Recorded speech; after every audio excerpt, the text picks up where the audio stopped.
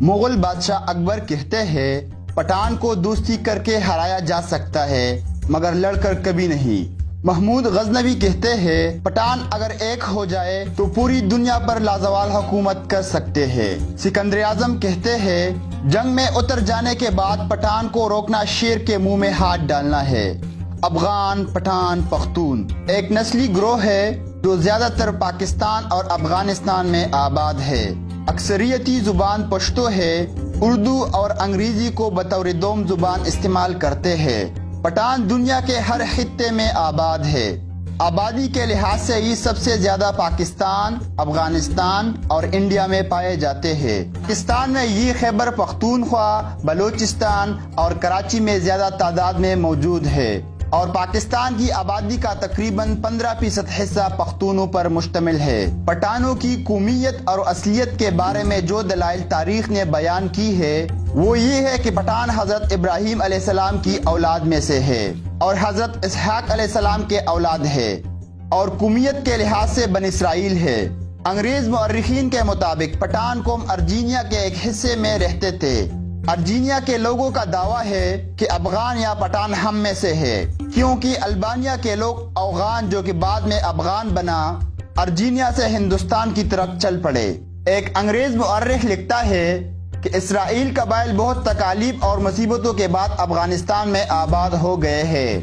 ان کے مسلمان ہونے کے بارے میں تاریخ سے پتہ چلتا ہے کہ ان حضور صلی اللہ علیہ وآلہ وسلم کے زمانہ میں ایک قریش سردار خالد بن ولید ان لوگوں کے پاس رسالت کی خبر لے کر آئے اور اس خبر کی تحقیق کے لیے کیس نامی شخص کی قیادت میں چند سرداروں کا وفد ان کے ساتھ مکہ روانہ ہو گیا۔ یہ قبائلی سردار بحیثیت مہمان جب مکہ پہنچے تو وہاں نبی پاک صلی اللہ علیہ وآلہ وسلم سے ملاقات کے بعد اسلام قبول کر لیا۔ فتح مکہ کی مہم جوئی میں بھی یہ آپ صلی اللہ علیہ وآلہ وسلم کے ساتھ رہے۔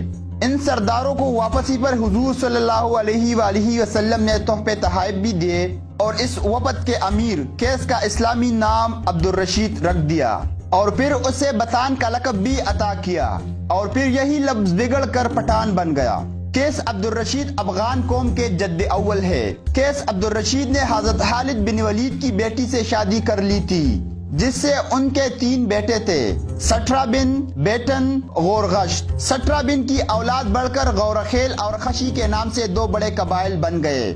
خشی بعد میں گلیانی، یوسف زئی، ترکلانی اور محمد زئی میں تقسیم ہوئے۔ افغان متعدد قبائل کا مجموعہ ہے جن کا جد امجد اعلیٰ ایک ہے، مثلاً عبدالی، بنگش، غوری، یوسف زئی، منگل، کاکڑ، وردی، وزیری، محسود، بنوسیان، افریدی، تنولی، دلزاق، خٹک، مومن، غورغش، نیازی وغیرہ وغیرہ۔ ان قبائل کی ہزارہ شاخیں ہیں اور پھر ان شاخوں کی ذیلی شاخیں جو اشخاص یا علاقے سے منسوب کی گئی ہے۔ تمام پشتون مسلمان ہیں اور ان کی اکثریت سنی اور حنفی فقہ سے تعلق رکھتی ہے، البتہ ایک قلیل تعداد شیعہ بھی ہے۔ پشتو زبان کی ادبی اصناف پاک و ہند کی دوسری زبانوں سے ملتی جلتی ہے۔ ان میں مردانگی کی روایات، رومان کی جھلکیاں، رنگینیاں اور رونائیاں بھی ہے جو شادی بیاہ، رسموں اور تہواروں میں جلوگر ہوتی ہے۔ پٹھانوں میں حجرہ کو خاص دخل ہے جہاں گاؤں کے لوگ جمع ہو کر مختلف معاملات پر گفت و شنید کرتے ہیں۔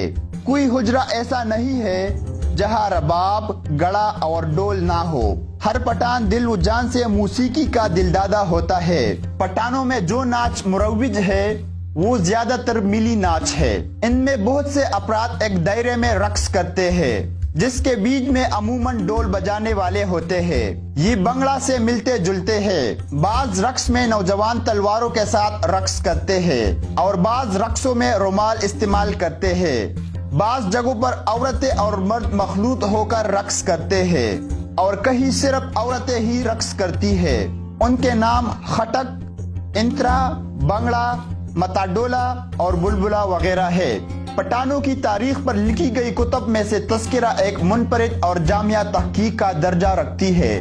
خان روشن خان نے اس کا پہلا ایڈیشن 1980 میں شائع کیا تھا۔ یہ کتاب بعد ازاں پٹھانوں میں بے حد مقبول ہوئی۔ جس سے معلوم ہوا کہ پٹھان بن اسرائیل سے تعلق رکھتے ہیں اور ان کے آباء و اجداد اسلام پسند تھے۔ ان تحقیق کے مطابق امہات المومنین میں حضرت صفیہ رضی اللہ عنہا بھی پٹھان قوم سے تعلق رکھتی تھی۔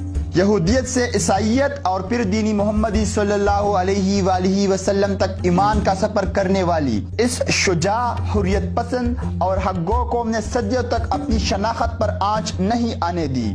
ناظرین، آپ کو یہ بھی بتاتا چلوں کہ مشہور صوفیہ کرام حضرت دادا گنج بخش اور لال شہباز قلندر بھی افغان تھے۔ امید کرتا ہوں آپ کو ہماری یہ ویڈیو پسند آئی ہوگی۔ مزید اس طرح کی ویڈیو کے لیے ہمارا چینل سبسکرائب کیجیے۔ شکریہ۔